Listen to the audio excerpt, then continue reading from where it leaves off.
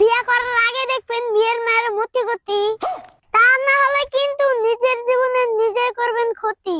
সবাই তো বোঝে না দুনিয়ার ভাও, সংসার সুখী হয় না যদি খারাপ থাকে বিয়ের মাও।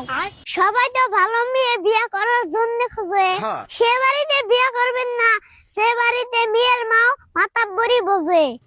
যদি মেয়ের মা হয় চালাক, 2 বাচ্চার মাও হলেও দিতে পারে তালাক। তোমার বাপ না খাওয়ার জন্য এমন করবো চালাকি, পরে বুঝবা সংসার করা জ্বালা কি। মেয়েদের মন হলো মোবাইলের মতো, ব্যালেন্স থাকবে যত চলবে তত। এখন কি বুঝতে পারছেন দুনিয়ার ভাও? সংসারটা নদীর মাঝখানে ডুবানোর জন্য প্রথম বইটা মারে মেয়ের মাও। বন্ধুরা পাত্রী দেখবার গিয়ে কেউ আইবেন না নিয়ে, ভালো করে যাচাই করে দেখবেন মেয়ের মায়ের কয় জায়গায় ওই সাল বিয়ে।